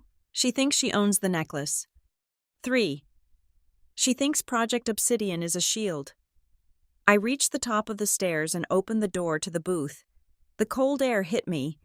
Miles was waiting. The screens were glowing. I walked to the glass and looked down. Vivian had reached the stage. She was smiling, holding Ryan's hand. Gordon was tapping the microphone. They were all in position. I looked at the console where the Project Obsidian file was queued up, ready to display the truth in high definition. Vivian was right. Tonight was going to be historic. She just didn't realize she was the history lesson. I nodded to Miles. Let's introduce them to the management. Gordon Harrow stood center stage, bathed in the warm, amber glow of the spotlights. He gripped the microphone with a sweaty hand, his knuckles white against the black metal, but his voice was a practiced baritone of confidence. He was a salesman making the pitch of his life, and the product was his own integrity. When I look at Ryan and Vivian, Gordon boomed, sweeping his arm toward the couple standing awkwardly to his left, I do not see just a marriage. I see the union of two great histories. I see a legacy being forged in real time. We live in a world that is often cynical, often transactional, but tonight is about pure, unadulterated trust. The guests applauded politely. Waiters circulated with the final pour of champagne, the crystal flutes catching the light like sparks. Behind Gordon, the massive high-definition LED screen, the pride of the Larkspur Grand's audiovisual system, was cycling through a slideshow of the happy couple. There was Ryan smiling on a boat, Vivian laughing at a gala, the two of them toasting with wine in Paris. It was a perfectly curated montage of a life that cost more than either of them had ever earned. Legacies are not built on bank accounts, Gordon continued, his voice dropping to a husky, emotional whisper that he had likely practiced in front of a mirror. They are built on character, on the willingness to support one another when the storms come, and let me tell you, the Harrow family stands by its own. We are a fortress. I stood in the shadows of the side entrance, my phone in my hand. I watched my mother, Marilyn, dabbing her eyes with a napkin, completely sold on the performance. I watched Ryan, who looked less like a groom and more like a hostage who had just realized the ransom note was fake. He was shifting his weight, his eyes darting toward the exits, his hand loosely holding Vivian's. Gordon raised his glass. So please, raise your glasses, to the future, to a partnership that will redefine success for both our families, to the Crawfords and the Harrows, united in prosperity. The room swelled with a murmur of assent. To the happy couple, someone shouted. I looked down at my phone. I typed one word to Miles, who was waiting 2 floors up in the control booth. Now, I hit send. The change was instantaneous. There was no glitch. There was no static. 1 second. The giant screen behind Gordon was showing a soft focus photo of Vivian smelling a rose in a botanical garden. The next second, the image snapped to a stark, high-contrast document. It was a bank transfer record. The room did not react immediately. It took a moment for the brains of 200 wealthy guests to process the shift from romance to finance. They squinted. A few people chuckled, thinking it was a joke or a mistake by the DJ. Then the slide changed again. This time, it was a flowchart. It was massive, the lines thick and red, tracing the movement of funds from Harrow Client Escrow to a shell company labeled Blue Heron Ventures, registered in the Cayman Islands. The numbers were large enough for everyone to read. $3.5 million. Transferred. Gone. The murmuring in the room stopped. The silence that followed was heavy, sudden, and absolute. Gordon, whose back was to the screen, did not notice immediately. He was still beaming, waiting for the applause to crest, but then he saw the faces in the front row. He saw the confusion morph into shock. He saw his wife's jaw drop. And so, Gordon faltered, sensing the atmospheric pressure drop in the room. We look forward to... The screen changed a third time. This was the kill shot. It was a split screen. On the left was Vivian's official corporate headshot from the Harrow and Slate website, the one where she looked professional, polished, and trustworthy. On the right was a mugshot. It was dated 5 years ago. The location was Sarasota, Florida. The woman in the photo had darker hair, thinner eyebrows, and a look of defiant anger. But the bone structure was undeniable. It was Vivian. Underneath the mugshot, in bold black letters, was the name Vanessa Halloway. The text below the name detailed the charge felony wire fraud, conspiracy to commit identity theft, Case dismissed due to witness recantation. A collective gasp sucked the air out of the ballroom. It was a sound I had never heard before, the sound of a social hierarchy shattering in real time. Gordon spun around. He looked at the screen. He staggered back as if he had been physically struck, nearly tripping over the microphone stand. "Cut the feed!" he screamed, his voice cracking, the smooth baritone gone, replaced by the shrill panic of a trapped rat. "Turn it off! It is a hack! We are being hacked!" Vivian stood frozen. She did not scream. She did not run. She just stared at the giant image of her past self, her face draining of color until she looked like a wax figure. The sapphire necklace, my grandmother's sapphire, seemed to hang heavy on her neck, a blue noose tightening with every second. Ryan let go of her hand. He took 2 large steps back, putting physical distance between himself and the woman he had planned to marry. He looked at the mugshot, then at Vivian, then at the bank transfer records that were now cycling back onto the screen. The realization hit him like a physical blow. The wealth, the connections, the future. It was all a criminal enterprise. And he was the intended getaway car. "Technical difficulties," Gordon yelled, waving his arms frantically at the projection booth high above. "Security cut the power. This is slander. This is AI-generated fake news." The screen did not go black. Instead, the audio feed from the room cut out. The jazz music stopped. The microphone in Gordon's hand went dead with a hollow thud. In the sudden, ringing silence, a new sound echoed through the hall. Click, click, click. It was the sound of my heels striking the marble floor. I stepped out from the shadows of the side entrance. The house lights, which had been dimmed for the presentation, suddenly flared to full brightness, flooding the room with an exposing, clinical white light. I walked down the center aisle. I did not rush. I walked with the cadence of an executioner who gets paid by the hour. The guests parted for me.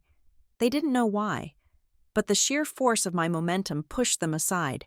I saw the bridesmaids, the same ones who had sneered at my dress an hour ago, clutching their champagne glasses, their eyes wide with confusion. Miles's voice boomed over the emergency public address system, clear and authoritative. "Ladies and gentlemen, may I have your attention? Please welcome the owner of the Larkspur Grand Hotel and the chairwoman of Crownlight Holdings, Ms. Ella Crawford." The announcement hit the room like a physical wave. I saw my mother's knees buckle.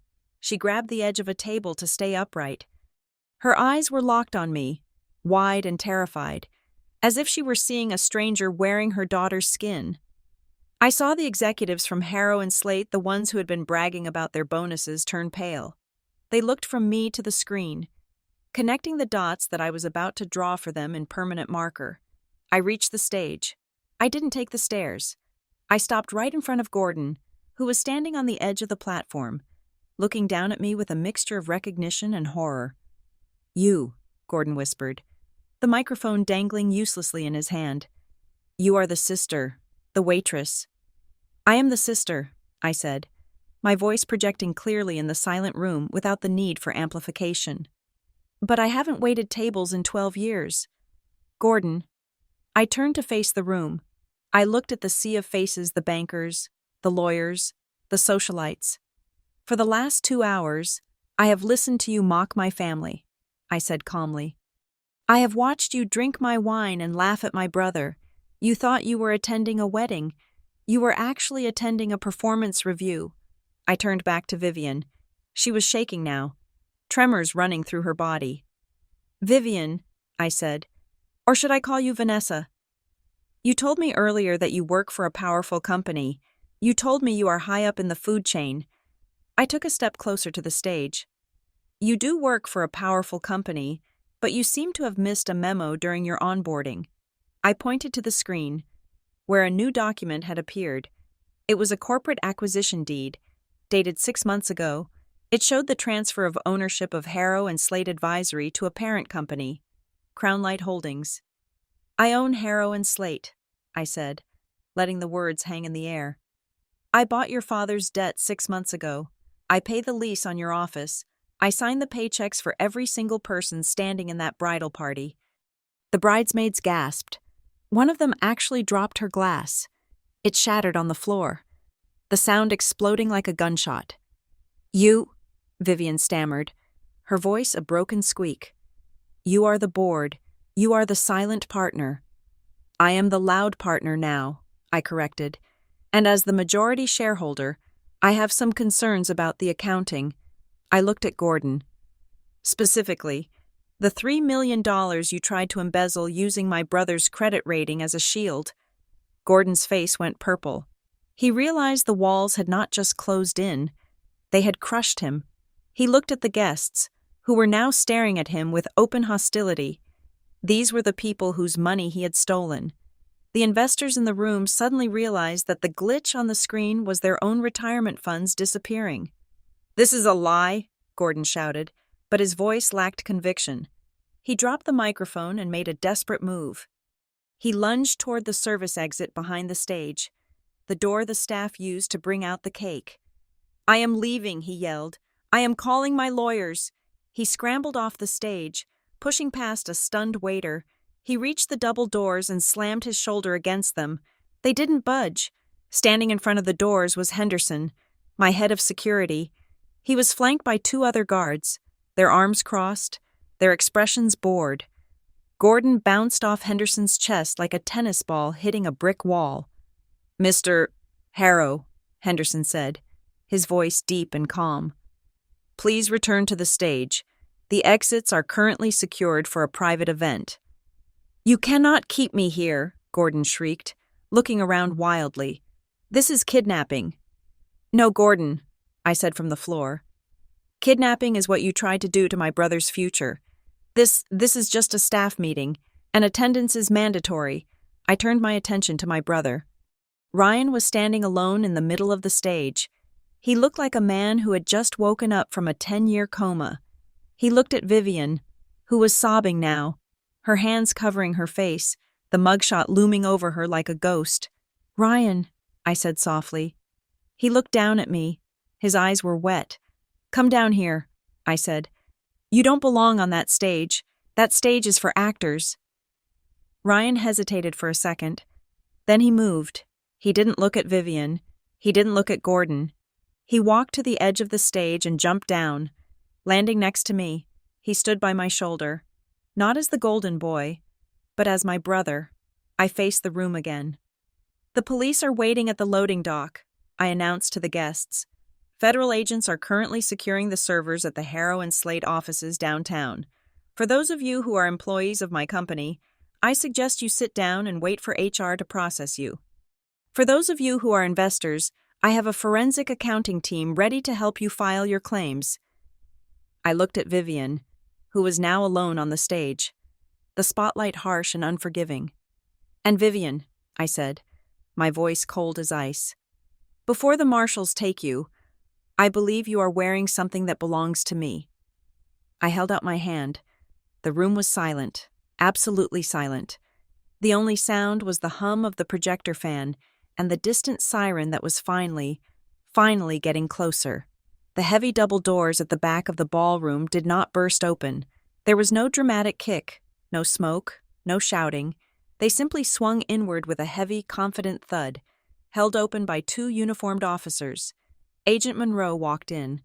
I had met Monroe only once before, in a sterile conference room in DRC, but I knew his reputation. He was a man who moved with the gravitational pull of a collapsed star. He wore a cheap gray suit that looked like it had been slept in, but the badge clipped to his belt caught the ballroom light with terrifying clarity. He was followed by 4 other agents, all moving in a V formation that sliced through the crowd of stunned guests like a shark fin through water. The silence in the room was absolute. Even the air conditioning seemed to hold its breath. Gordon Harrow was still pressed against the service door, blocked by my security team. When he saw Monroe, the fight went out of him instantly. It was a physical deflation. His shoulders slumped, his chest collapsed, and the arrogance that had filled the room just 10 minutes ago evaporated into a cloud of sweat and cheap cologne. "Gordon Harrow," Monroe said, his voice carrying across the silent hall without raising a decibel. "I am Agent Monroe with the Federal Bureau of Investigation. I have a warrant for your arrest regarding wire fraud, securities fraud, and conspiracy to commit money laundering." Gordon opened his mouth to speak, perhaps to try one last sales pitch, but Henderson, my head of security, stepped aside smoothly to let the agents pass. "Turn around," one of the agents said. The click of the handcuffs was the loudest sound in the world. It was a sharp, metallic snap that signaled the end of the Harrow dynasty. I stood near the edge of the stage, my brother Ryan by my side. I watched as the reality of the situation finally hit Vivian. She wasn't looking at her father. She was looking at the agents who were now moving toward the stage, toward her. Panic is an ugly thing. It strips away the veneer of civilization and leaves only the animal. Vivian didn't run. Instead, she turned on the only person she felt she could still bully. She turned on me. "You did this!" she screamed. Her face contorted into a mask of rage that cracked her heavy foundation. She pointed a shaking finger at me, her other hand clutching her chest. "You planned this. You jealous, bitter little witch. You couldn't stand that Ryan chose me. You couldn't stand that we were happy." The guests watched, horrified. This wasn't the poised socialite who had been sipping champagne an hour ago. This was a cornered rat. "I am not jealous, Vivian," I said, my voice calm, contrasting sharply with her hysteria. "I am just the auditor." "It is a lie," she shrieked, looking desperately at the crowd, at the bridesmaids, at anyone who would make eye contact. "She hacked the system. She falsified the records, Ryan. Tell them she is lying." She lunged toward Ryan, grabbing the lapels of his tuxedo. "Ryan, baby, you know me. You know I wouldn't do this. We are a team. We are going to get married. Tell them to stop." Ryan stood there, stiff as a board. For the first time in his life, the golden boy looked tarnished. He looked tired. He looked down at Vivian's hands clutching his jacket. Then he looked up at the massive screen behind her. The mugshot of Vanessa Halloway was still there. The dead eyes in the photo matched the frantic eyes staring up at him now. "Ryan," she begged, shaking him, "do something. They are going to ruin us." Ryan slowly reached up and took her hands. For a second, I thought he was going to comfort her. I thought the spell was too deep, the habit of being the hero too strong. But then he peeled her fingers off his jacket, one by one. He did it with a deliberate, painful slowness. He took a step back, then another. "I do not know who you are," Ryan said. His voice was hoarse, barely a whisper, but in the acoustic perfection of the ballroom, it sounded like a gavel strike. "Ryan, don't be stupid," Vivian hissed. Her tone shifting instantly from pleading to threatening. The predator was back. "You cannot leave me hanging here. You are involved. Ryan, your name is on the preliminary loan applications. If I go down, I will drag you down so deep you will never see the sun." "You need me to fix this. My name is on the applications," Ryan repeated dully. "Because I trusted you. Trust is for children," she spat. "This is business, stick with me. And I can spin this. We can blame my father. We can say we were victims. But if you walk away now, I swear to God, I will tell the feds you were the mastermind." It was a bluff, a desperate, flailing bluff. But it revealed the rot at her core. She was willing to use him as a human shield. Ryan looked at her, really looked at her, for the first time. He saw the greed. He saw the manipulation. He saw the last 6 months of his life dissolving into a lie. "You are not a partner, Vivian," Ryan said, his voice gaining a fraction more strength. "You are just a bad investment." He turned his back on her. "No!" Vivian lunged for him again, her nails aimed at his face, a feral cat trying to scratch out the eyes of the thing it couldn't control. 2 agents were on the stage in a second. They grabbed her arms. "Get off me!" she screamed, thrashing against them. "Do you know who I am? I am Vivian Harrow. I am a partner at Harrow and Slate." "We know who you are, ma'am," one of the agents said, pulling her arms behind her back. "Vanessa Halloway, you have the right to remain silent." As she struggled, twisting her body in a violent arc, The clasp of the necklace gave way. My grandmother's sapphire. It slipped from her neck like a teardrop of dark water. It hit the marble floor of the stage with a distinct, heavy clink that echoed through the room. It skidded a few feet and came to a rest near the edge of the platform. Vivian was dragged away, still screaming threats, still blaming me, still trying to negotiate a deal with the heir. Gordon was marched out the side door. His head hung low. The silence they left behind was thick with shock.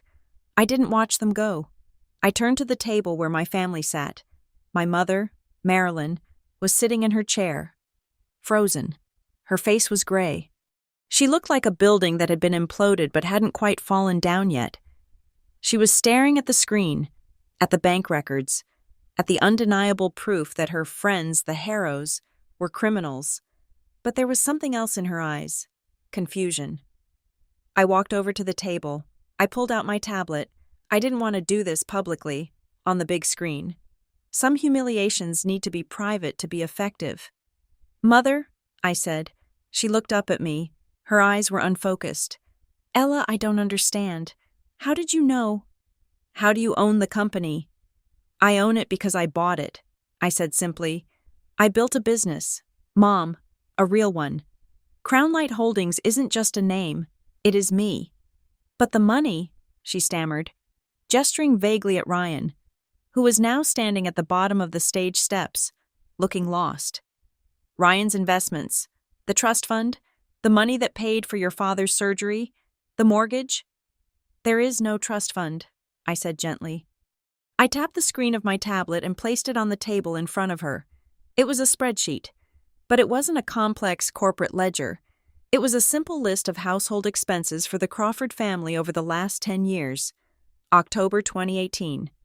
Dad's bypass surgery, $52,000, paid by E. Crawford via Shell Corp. July 2020. Ryan's condo down payment, $40,000, paid by E. Crawford via trust proxy, monthly mortgage payments, $1,200. Source Crownlight Holdings, Employee Assistance Fund. Marilyn stared at the screen. Her finger traced the lines. She looked at the dates. She looked at the amounts. Ryan said, her voice trembled. Ryan said his stocks were doing well. He said he handled it. Ryan believed that, I said, because I let him believe it. I set up the account so it looked like dividends. But it was never his money. Mom, it was mine. Every cent, every pill Dad took, every brick in this house. It came from the daughter you were ashamed of. Marilyn made a sound that was half sob, half gasp.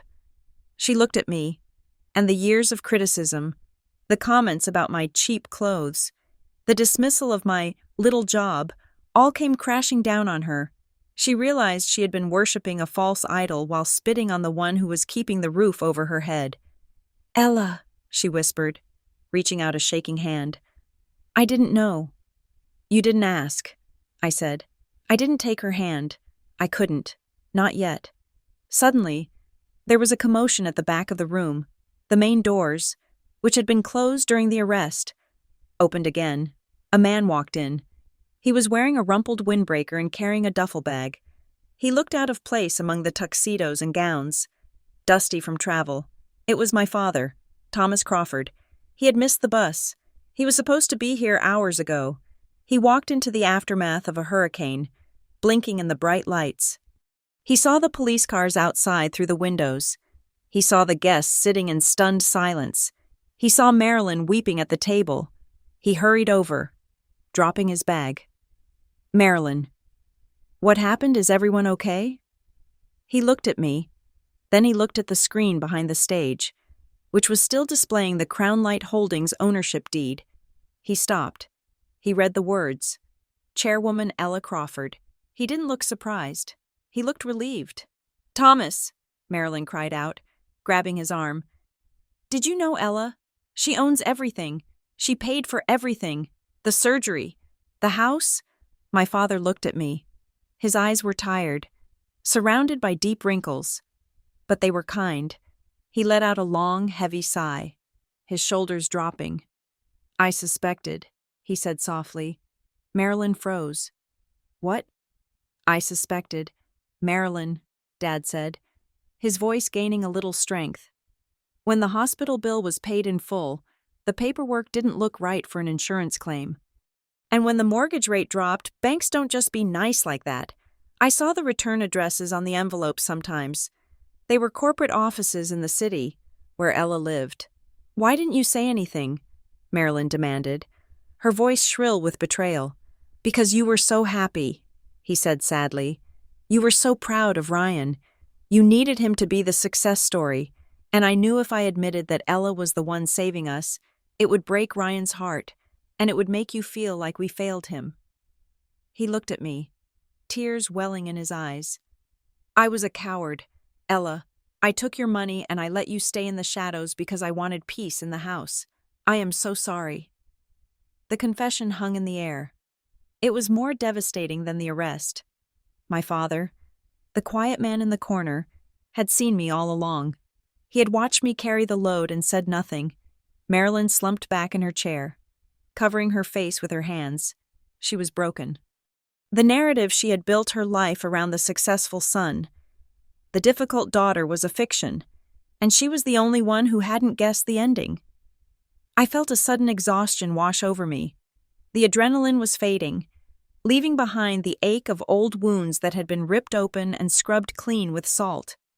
It is okay, Dad, I said quietly. It is done now. I turned away from the table. I couldn't look at them anymore. I needed air. I walked toward the stage. The guests were beginning to move, murmuring, gathering their things. The show was over. The police were finishing their sweep. I walked to the spot where Vivian had stood. The sapphire necklace was lying on the marble. It looked small, lonely. I bent down to pick it up, but another hand got there first. Ryan. He was kneeling on the stage. He picked up the necklace. The silver chain pooled in his palm. The dark blue stone caught the light. He looked at it for a long time. Then he looked up at me. His face was pale, his eyes red-rimmed. The arrogance was gone. The golden boy shine was gone. He looked like the brother I remembered from 20 years ago, before the world told him he was special and told me I was nothing. He stood up. He didn't say anything. He didn't try to explain. He didn't try to apologize for the years of neglect.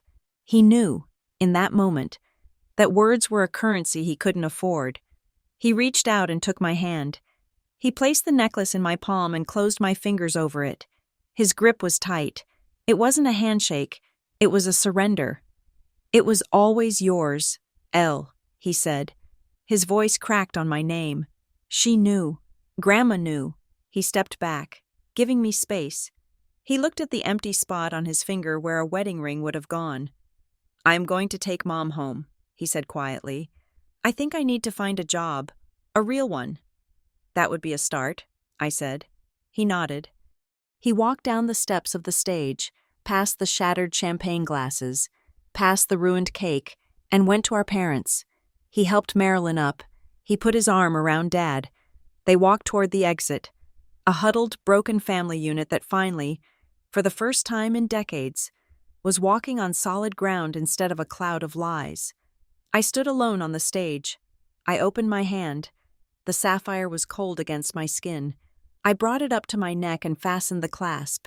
It clicked into place. I took a deep breath. The weight of it felt right. It didn't feel like a trophy.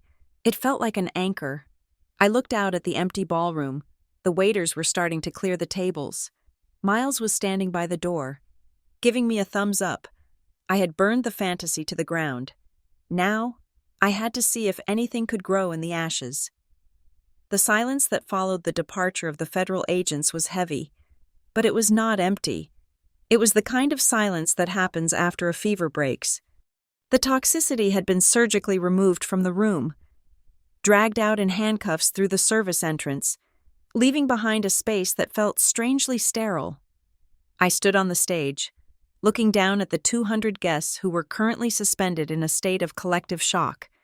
They held their crystal flutes like foreign objects, unsure if they were allowed to drink, or breathe, or leave. They were waiting for a cue. They were waiting for someone to tell them what the genre of this evening had just become, Was it a tragedy, a farce, or a crime scene? I tapped the microphone stand. The sound was a dull thud, but it was enough to snap the room back to attention. "Ladies and gentlemen," I said, my voice steady and devoid of the trembling anger I had felt an hour ago. "I apologize for the interruption to your evening. It seems the entertainment portion of the night was more interactive than we anticipated." A nervous ripple of laughter moved through the room. It was relief. "However," I continued, signaling to the confused catering staff who were hovering by the kitchen doors, "the Larkspur Grand prides itself on its hospitality. The chefs have prepared an exceptional meal. The wine is already paid for. And quite frankly, I think we could all use a drink. Please, stay, eat. Do not let the actions of a few bad actors ruin a good dinner." I stepped down from the stage. I did not want to be a spectacle anymore. I wanted to be a host. By keeping the party going, I was making a statement. I was showing them that the Harrow family could not destroy the atmosphere I had built. They were a disruption, not a disaster. As the jazz band tentatively started playing a slow, soothing standard, the room began to move again. The tension dissipated. People sat down. Forks clinked against china. The gossip began. Of course, it would be the talk of Charlotte for a decade, but the panic was gone. I walked toward the side exit, needing the cold night air to clear the smell of Vivian's desperation from my nose. "Ella," I turned. It was Ryan. He looked like a man who had walked through a hurricane. His tuxedo was rumpled, his tie hung loose around his neck, and his face was stripped of the boyish charm that had been his shield for 30 years. He looked older. He looked tired. "Can we talk?" he asked. "Please." I nodded and led him out onto the terrace. The city lights of Charlotte stretched out before us, a grid of electricity that didn't care about our family drama. The air was crisp, biting at my bare arms, but I welcomed the chill. Ryan leaned against the stone railing. He didn't look at the view. He looked at his shoes. "I did not know," he said softly, "about the company, about the house, about any of it." "I know," I said. "But I should have known," he corrected himself, looking up at me. "That is the problem, isn't it? I never asked. I just took it. I took the easy road because it was paved for me, and I never bothered to look down and see whose hands were laying the asphalt." He let out a short, bitter laugh. "Vivian, she saw it. She saw exactly who I was. A vanity project. A guy who looked the part but had nothing in the bank. She played me because I was playable." "She played you because you were convenient," I said. "There is a difference." "Is there a?" Ryan asked. I stood there tonight, listening to Gordon talk about legacy, and I believed him. I believed I was a partner. But I was just the bait, and the worst part is, I let myself be the bait because I liked feeling important. I liked feeling rich. I liked feeling like I was better than you. He turned to face me fully. There were tears in his eyes, but he didn't wipe them away. "I am sorry, Elle. I am so sorry. For the years I let Mom treat you like a second-class citizen. For the times I didn't defend you. For tonight. For everything." I looked at him. I wanted to hug him. I wanted to tell him it was okay, that we could go back to being kids, but we weren't kids, and okay was a word that had enabled this dysfunction for too long. "I appreciate the apology, Ryan," I said, keeping my arms crossed, "but I do not want your guilt. Guilt is cheap. It fades after a good night's sleep." "Then what do you want?" he asked. "I want a brother," I said. "I want a peer. I am done being the silent partner in this family. I am done being the safety net you all jump into without looking. If you want to fix this, you do not do it with words. You do it with work." "I will," he said. "I will pay you back, every cent." "I do not care about the money," I said. "I have plenty of money. I care about the respect. You need to figure out who Ryan Crawford is when he is not standing on my shoulders. Can you do that?" He nodded slowly. "I think I have to." The door to the terrace opened. Marilyn stepped out. She had fixed her makeup, but her eyes were swollen. She looked at the two of us, standing in the dark, And for the first time in my life, she didn't rush to Ryan's side. She stopped. She looked at me. "Ella," she said, her voice trembling. "Your father is getting the car. We are going home." "Okay," I said. She struggled with the words, her hands twisting a handkerchief. "I made a mistake, a terrible mistake. I thought I was protecting the family image. I don't know what I thought." She took a step toward me, her arms opening slightly, inviting an embrace that would wash away the sins of the past. I didn't move. I stayed where I was, leaning against the railing. "We are not doing that, Mom," I said gently but firmly. "We are not going to hug this away and pretend tomorrow is a normal Sunday. You cannot fix 20 years of neglect with one apology in a parking lot." Marilyn lowered her arms, looking stung. "I want you to go to therapy," I said. "Family counseling. Real counseling, not with the pastor who tells you to pray it away. I will pay for the best specialist in the state. You need to understand why you needed Ryan to be a trophy and why you needed me to be a ghost. Until you do that work, we are not okay." Marilyn looked at me, stunned. She wasn't used to conditions. She wasn't used to her daughter having the leverage. "Okay," she whispered, "if that is what it takes." "It is," I said. Suddenly, the door opened again. A group of guests was leaving, whispering excitedly about the arrest. When they saw us, they fell silent. Ryan straightened up. A strange, frantic energy seized him. He looked from the guests to me, then to Mom. "I should tell them," Ryan said, his voice rising. "I should go back inside. I should grab the mic. I need to tell everyone that you paid for it all. I need to tell them that the house, the surgery, the lifestyle, it was all Ella. I need to clear your name publicly." He started to move toward the door, fueled by a martyr's need to burn himself down to keep me warm. I reached out and grabbed his arm. Hard. "Stop," I commanded. "But it is the truth," Ryan argued. "You deserve the credit I want them to know." "No," I said. "You are not doing that." "Why?" he asked, confused. "It would humiliate me, but it would vindicate you." "Because I do not need their applause, Ryan," I said. "And because humiliation isn't justice, it is just pain." I looked at Marilyn. She was shrinking against the wall, terrified that her son was about to announce her financial dependence to the world. If he did that, she would be a pariah. She would be the town joke.